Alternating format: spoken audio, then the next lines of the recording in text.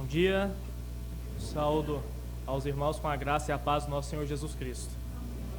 É uma alegria muito grande poder mais uma vez estar aqui meditando na palavra de Deus com os irmãos. Quero convidar os irmãos a abrir a palavra de Deus na carta de Paulo aos Colossenses.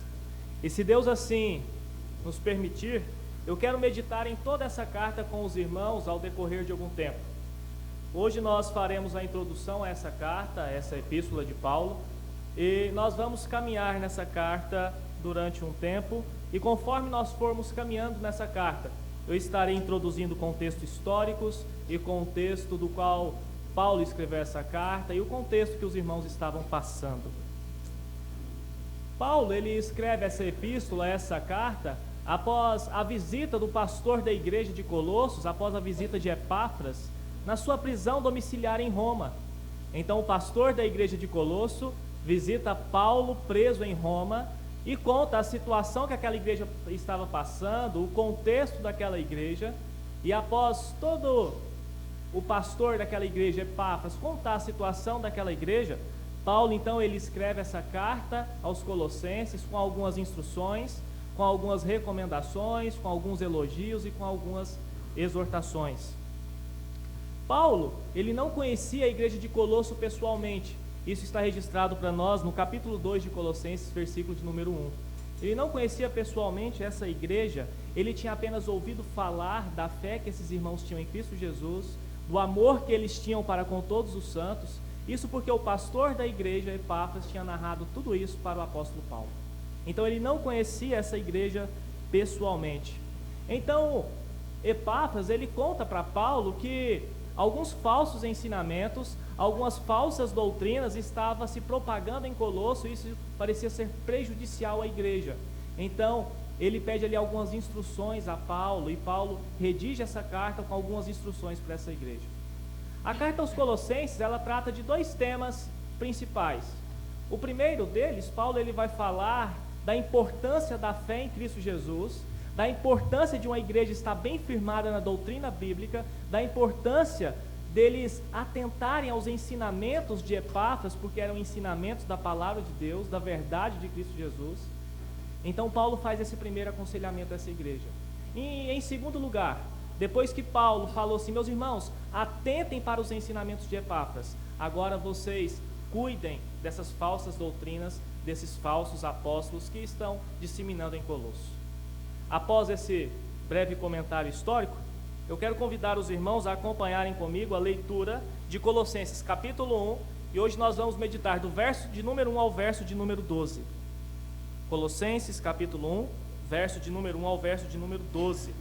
Assim diz a palavra de Deus.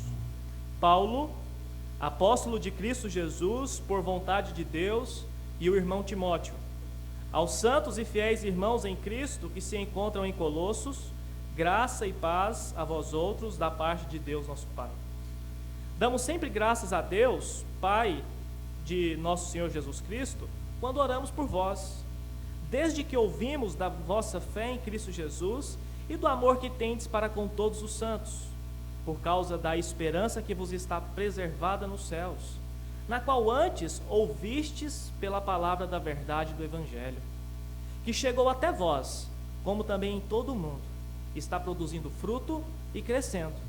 Tal acontece entre vós, desde o dia em que ouviste e entendeste a graça de Deus na verdade. Segundo foste instruídos por Epáfras, nosso amado conservo, e quanto a vós outros, fiel ministro de Cristo, o qual também nos relatou do vosso amor no Espírito. Por essa razão, também nós, desde o dia em que ouvimos, não cessamos de orar por vós e de pedir que transbordeis do pleno conhecimento da sua vontade, em toda sabedoria e entendimento espiritual, a fim de viverdes de modo digno do Senhor, para o seu inteiro agrado, frutificando em toda boa obra e crescendo no pleno conhecimento de Deus, sendo fortalecidos com todo o poder, segundo a força da sua glória, em toda perseverança e longanimidade, com alegria, dando graças ao Pai que vos fez idôneos à parte que vos cabe, da herança dos santos na luz. Amém. Vamos orar. Senhor Deus e Pai, graças nós te damos, Deus, porque o Senhor já falou aos nossos corações através dos hinos cantados, através dos cânticos, através das orações e através da leitura da Tua Palavra. Pedimos, Deus, a orientação do Teu Santo Espírito, para que possamos compreender, Deus, os ensinamentos contidos na Tua Sagrada Escritura. Nos instrua, em nome de Jesus. Amém, Senhor Deus. Como eu disse aqui no começo para os irmãos, Paulo ele não conhecia essa igreja pessoalmente. Logo assim, também os irmãos dessa igreja não conheciam Paulo pessoalmente.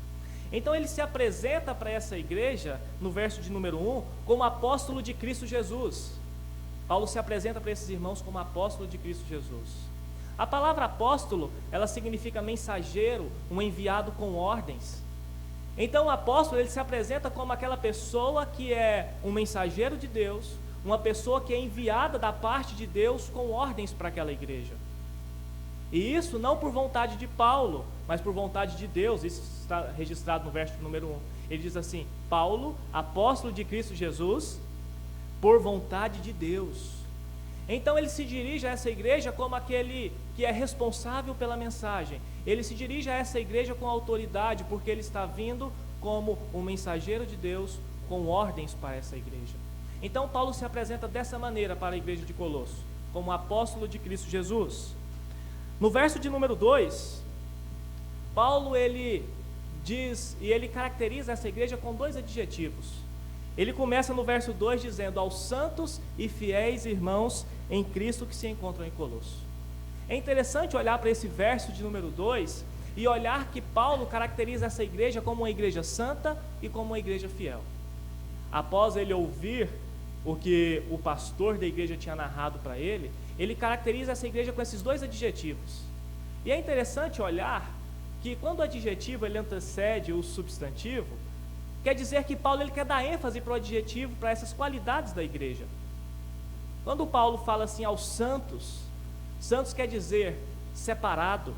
Santo quer dizer que é aquele que se separa do mal e que se dedica à obra de Deus, que já morreu para os desejos da carne e agora se dedica em fazer a vontade de Deus. Santo quer dizer aquela igreja que anda em santificação. Então Paulo caracteriza essa igreja como aquela igreja que é separada do mundo e agora segue os caminhos de Cristo. Aquela igreja que se separou do mal, que se separou do pecado e agora faz a vontade de Cristo revelada pelo seu pastor Epáfras. Então essa primeira característica, essa primeira qualidade da qual Paulo ele dá a essa igreja, que é uma igreja santa, uma igreja separada do mundo e que se dedica à vontade de Deus. A segunda qualidade do qual Paulo ele dá a essa igreja é que essa igreja era fiel aos santos e fiéis em Cristo, aos santos e fiéis irmãos em Cristo que se encontram em Colossos. Aqueles que guardam a sua fé, é isso que quer dizer fiéis, aqueles que guardam a sua fé. Então Paulo está dizendo assim, a essa igreja que é separada, a essa igreja que está andando nesse processo de santificação, a esses irmãos que guardam a sua fé, é para vocês que eu estou escrevendo essa carta. É para essa igreja que tem essas qualidades que eu estou escrevendo essa carta. O pastor de vocês me falou muito bem de vocês, então é por isso que eu estou adjetivando vocês com essas duas qualidades. Uma igreja santa e uma igreja fiel. Uma igreja que recebeu o verdadeiro ensinamento pela palavra da verdade do Evangelho.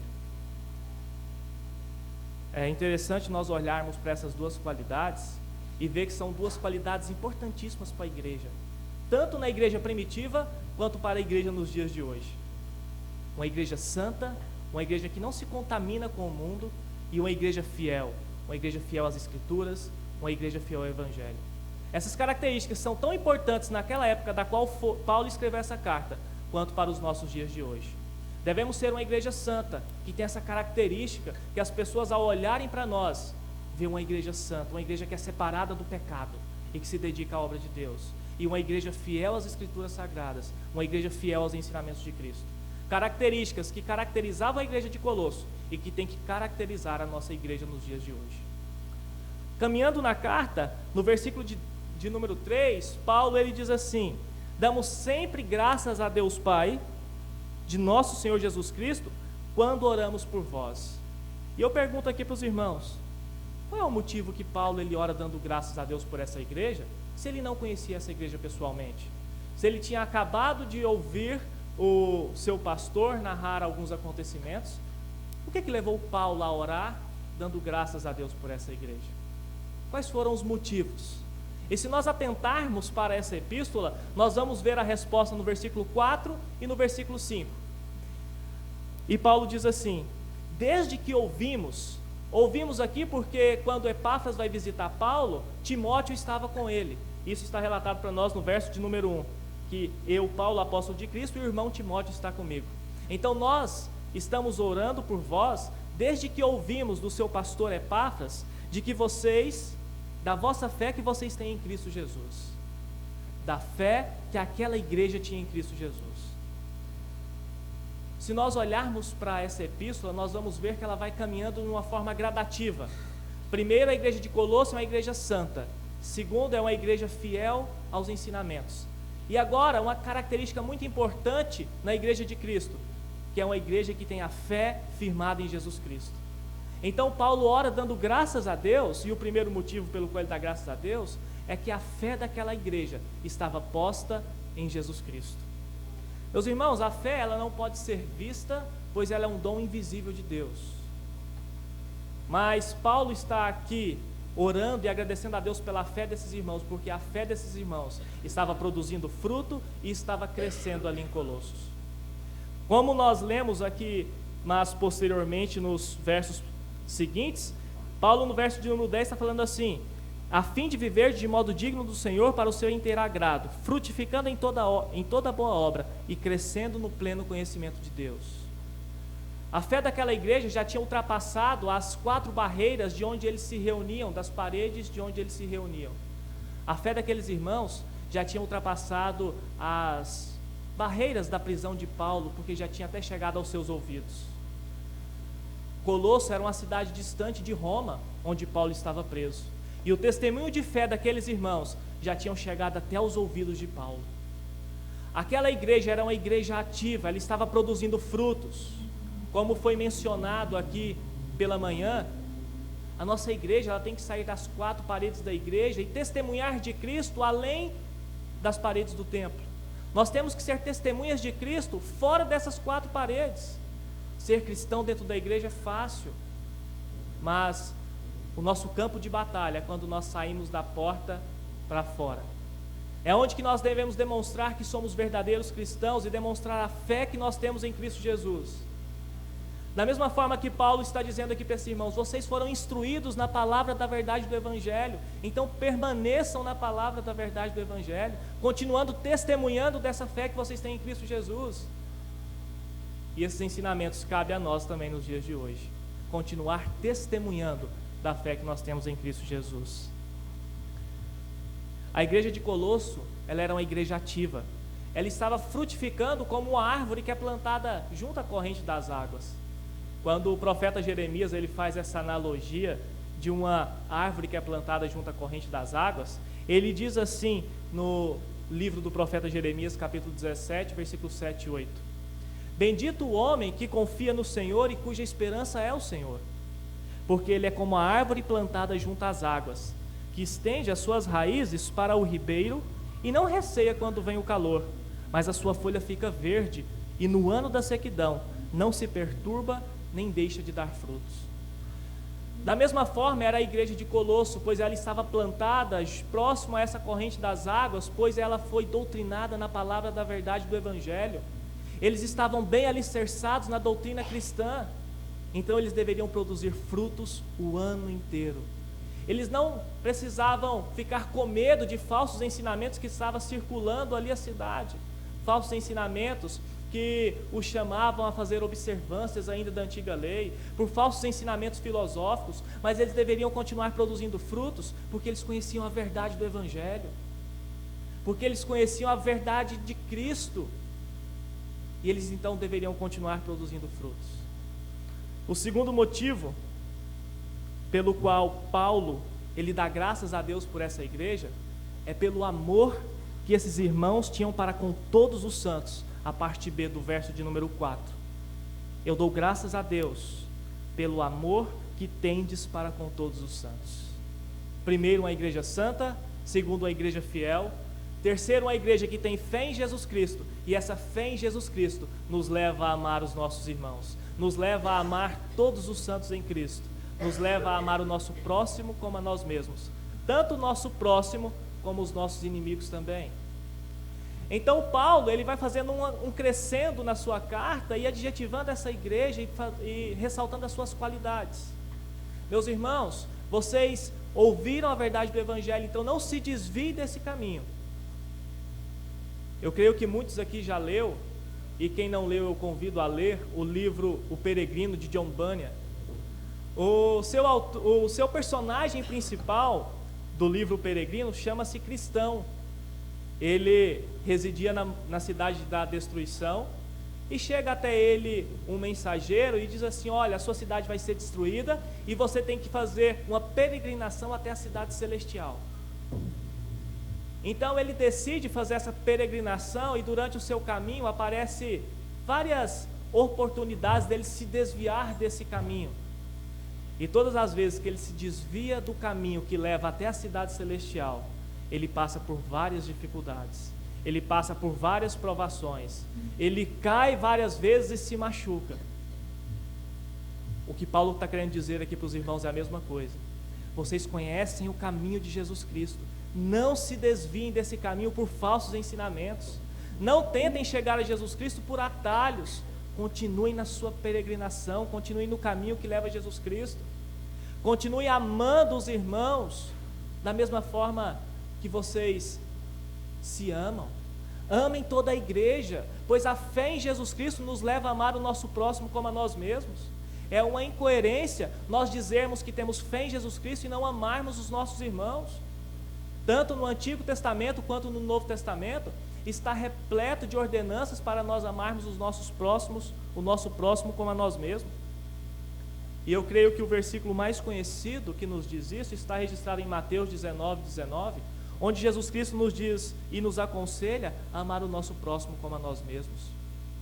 Esse amor do qual Paulo está dizendo aqui nesse verso de número 4, é o amor ágape, é aquele amor recíproco, é aquele amor fraternal, é aquele amor onde o pastor ama as suas ovelhas, as suas ovelhas amam o pastor, onde as suas ovelhas se amam mutuamente. É assim que deve ser a igreja de Cristo. A fé firmada em Jesus Cristo e o amor para com toda a igreja, e o amor para com todos os santos. E o terceiro motivo do qual Paulo ora dando graças a Deus está registrado no verso de número 5, e diz assim: por causa da esperança que vos está preservada nos céus. A esperança, ela requer uma certa perseverança, é acreditar que algo é possível mesmo quando há indicações do contrário. Essa esperança, ela também deve ser viva nas nossas vidas. A nossa esperança, ela deve estar posta nos céus, de que um dia iremos morar em moradas preparadas por Jesus Cristo, de que um dia iremos morar nessa cidade celestial da qual o peregrino faz a sua caminhada. Essa nossa esperança deve estar posta numa vida futura, numa eternidade com Deus. Então Paulo dá graças a Deus porque a esperança dessa igreja estava posta nos céus, estava posta em uma vida futura. Então Paulo dá graças a Deus por essa igreja, por esses três motivos: pela fé que eles tinham em Cristo Jesus, pelo amor que eles tinham para com todos os santos, e porque a esperança dessa igreja estava posta nos céus, estava posta em uma vida futura, em uma vida eterna com o próprio Deus. Esse versículo 5, ele continua dizendo assim: do qual antes ouviste pela palavra da verdade do Evangelho. Um pastor fiel aos ensinamentos de Cristo. Epáfras, ele ensinava verdades contidas nos ensinamentos de Jesus Cristo, do qual Paulo ressalta: meus irmãos, vocês ouviram a palavra da verdade do Evangelho, vocês conhecem o caminho, não se desviem desse caminho por falsos ensinamentos, por falsas filosofias, continuem no caminho, porque vocês conhecem o caminho da palavra da verdade do Evangelho. Se nós fizermos uma pesquisa em São Paulo, nós vamos ver que tem várias igrejas, várias denominações que não ensina a verdade do Evangelho. que ensina falsas doutrinas, que ensina falsas filosofias para a igreja. Tantas pessoas que não têm o pleno conhecimento da verdade e que nós sabemos qual é o caminho que isso leva.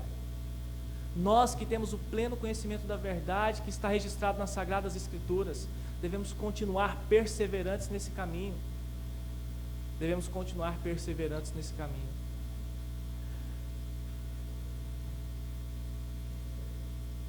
O versículo de número 6, Paulo continua fazendo alguns aconselhamentos a essa igreja, e ele diz assim: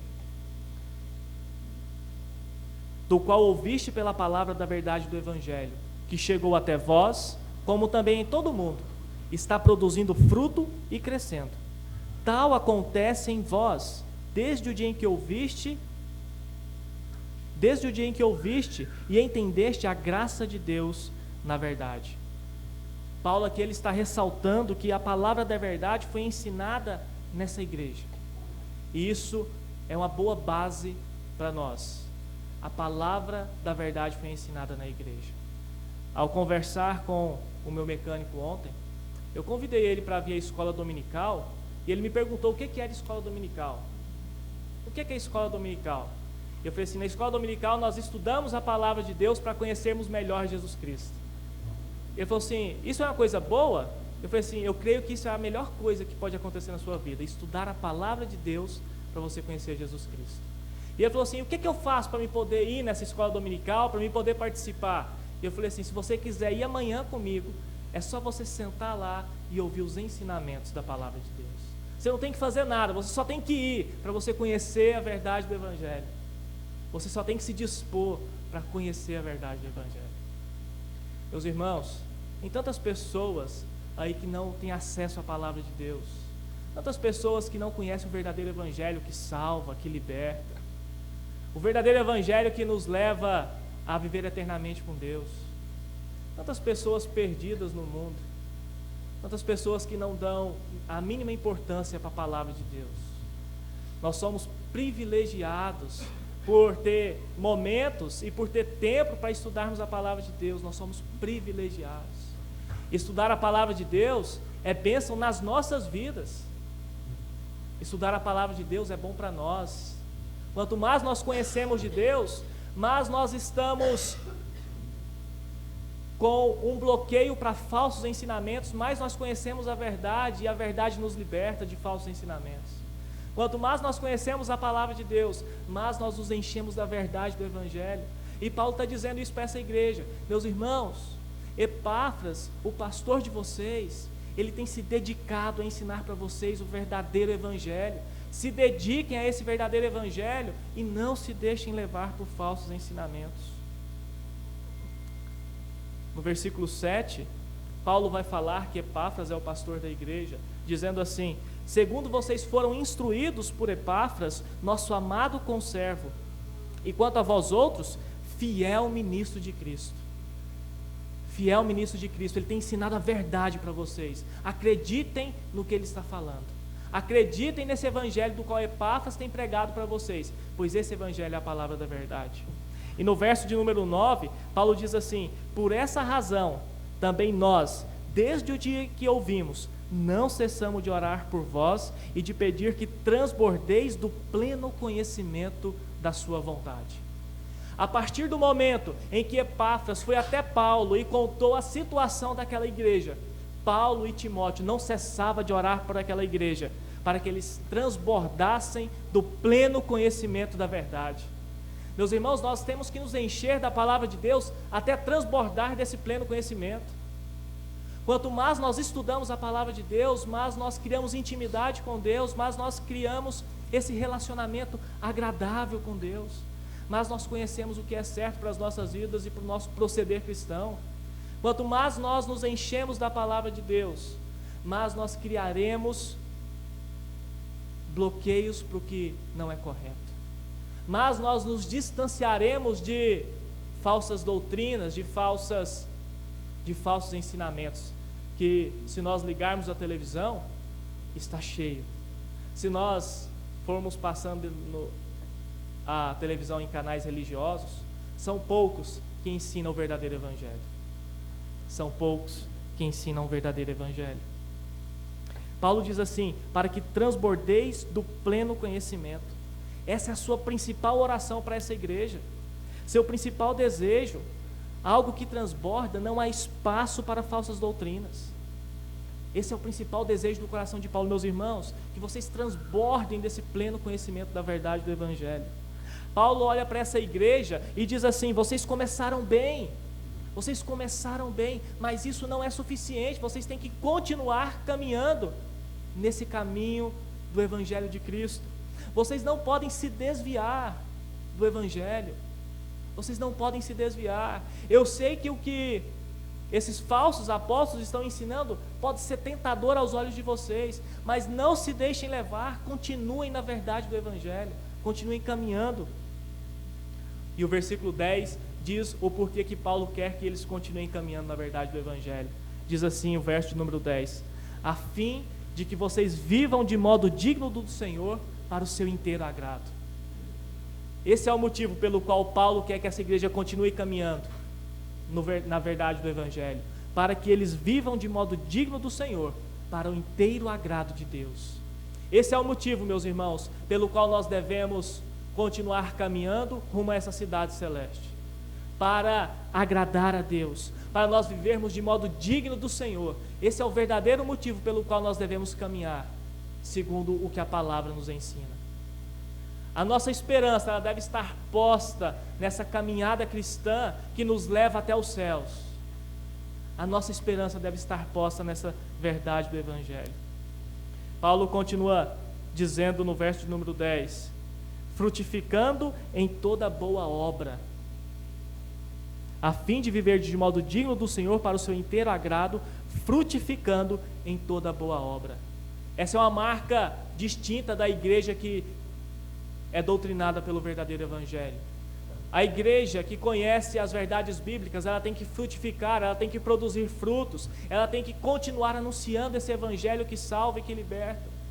Isso não é uma função apenas do pastor, não é a função apenas do missionário, do evangelista, mas isso é uma obrigação de toda a igreja, continuar frutificando, continuar anunciando o evangelho da verdade para o nosso vizinho, para os nossos amigos de escola. Nós temos essa função de propagar o evangelho da verdade. Eu creio que se Deus não tivesse levantado Simonton para vir aqui há 158 anos atrás, ele teria levantado outras pessoas. Mas Deus colocou no coração dele a disposição de deixar todo o seu conforto nos Estados Unidos e vir até aqui para anunciar um verdadeiro evangelho. E nós devemos dar graças a Deus pela vida dele, porque hoje nós temos uma boa doutrina, nós conhecemos o que é certo e nós então temos o discernimento de nos afastar do que é errado. Isso porque Deus ele usa homens e usa mulheres para anunciar a verdade do evangelho. No Evangelho segundo João, capítulo 15, versículo 8, diz assim: nisto é glorificado meu Pai, em que deis muito frutos, e assim vos tornareis meus discípulos. Nisto é glorificado meu Pai, que a igreja dê muitos frutos. É assim que nós podemos glorificar a Deus, continuar propagando o evangelho, continuar fazendo a vontade de Deus e não se desviando do seu caminho. É assim que nós glorificamos a Deus. E o verso de número 10 tem mais um ensinamento para nós: a fim de viver de modo digno do Senhor e crescendo no pleno conhecimento de Deus. Essa nossa caminhada cristã, ela começa a partir do momento da nossa conversão, e ela só vai se findar quando nós morrermos ou se Jesus Cristo voltar antes disso. Nossa frutificação, ela tem que ser constante, ela tem que ser contínua na vida do crente. Nós devemos continuar crescendo e frutificando no pleno conhecimento de Deus. Crescimento no pleno conhecimento de Deus é através do estudo das Sagradas Escrituras. O pastor, há 1 mês e meio atrás, quase 2 meses, pediu para que os irmãos se dispusessem para que ele fizesse um plano de leitura anual. Esse plano de leitura serve para nós conhecermos a Deus. A leitura da palavra de Deus serve para nós conhecermos a Deus e o que Ele requer de nós. Se você ainda não pegou esse plano de leitura, pegue, leia a Bíblia, estude, tenha prazer em meditar na palavra de Deus. É tão prazeroso acordar pela manhã e já meditar na palavra de Deus, estudar a sua Bíblia diariamente, estudar a sua palavra diariamente. Meus irmãos, isso é prazeroso, nós devemos fazer isso com alegria no nosso coração, para que nós venhamos a crescer no pleno conhecimento de Deus. O versículo 12 encerra essa primeira parte das Escrituras de Paulo aos Colossenses, dizendo assim: dando graças ao Pai, que vos fez idôneos, a parte que vos cabe na herança dos santos. Damos graças a Deus que vos fez idôneos. Idôneos quer dizer que vos fez sóbrios, que vos fez retos, que possui consciência sã dos seus atos. Então Paulo está orando a Deus aqui, dando graças, porque aquela igreja, ela já se despiu da cegueira espiritual e agora eles têm um pleno conhecimento da verdade do Evangelho. Eles têm um pleno conhecimento da verdade do Evangelho. Meus irmãos, esses ensinamentos serviu tanto para a igreja de Colosso, para ela continuar caminhando rumo à cidade celeste, como ele serve para nós nos dias de hoje. E nós podemos tirar algumas aplicações desse texto para a igreja presbiteriana do Morumbi nos dias de hoje. E o primeiro deles é que a nossa igreja possa ser uma igreja santa, uma igreja fiel às Sagradas Escrituras. Uma igreja santa no sentido de separada do mundo, separada do pecado e que se dedica à obra de Deus. Uma igreja que se desfez do velho homem e agora se reveste do novo homem e faz a vontade de Deus em sua plenitude. Uma igreja fiel no sentido de ser fiel às Escrituras Sagradas, ser fiel aos ensinamentos dos quais são ensinados aqui todos os domingos. Em segundo lugar, que nós venhamos a ser uma igreja que tem uma verdadeira fé em Cristo Jesus, que possamos testemunhar dessa fé para os nossos amigos, para os nossos parentes, para as pessoas que estão à nossa volta, que possamos testemunhar da fé em Jesus Cristo em todos os nossos atos, tanto no nosso falar, no nosso pensar, no nosso agir, que nós possamos amar todos os irmãos aqui da igreja, porque a fé em Jesus Cristo nos leva a amar o nosso próximo como a nós mesmos. Que esse amor seja vivido por todos nós, que esse amor ele seja recíproco, que nós venhamos a viver em amor de uns para com os outros, e que a nossa esperança ela seja posta nos céus, onde Cristo está sentado à direita de Deus. Esse é o segundo ensinamento que nós podemos aplicar às nossas vidas: fé em Jesus Cristo, amor para com todos os santos e a esperança de uma vida eterna nos céus.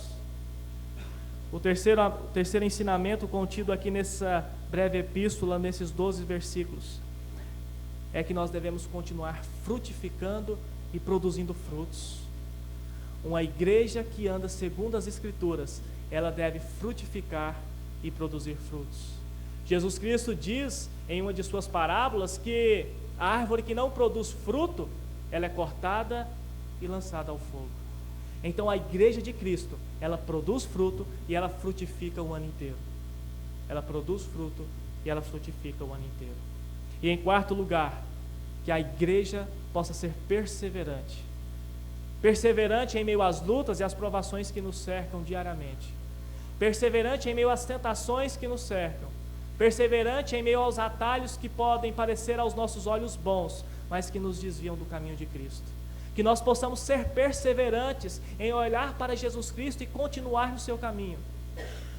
Eu não quero contar aqui o final do livro Peregrino, mas que nós possamos tomar as mesmas decisões que ele, em permanecer firme no caminho que leva até a cidade celestial. Que nós possamos aguardar a vinda de Jesus Cristo com alegria. Que nós possamos fazer toda a obra de Deus com alegria no nosso coração e com prazer em fazer a vontade do Pai.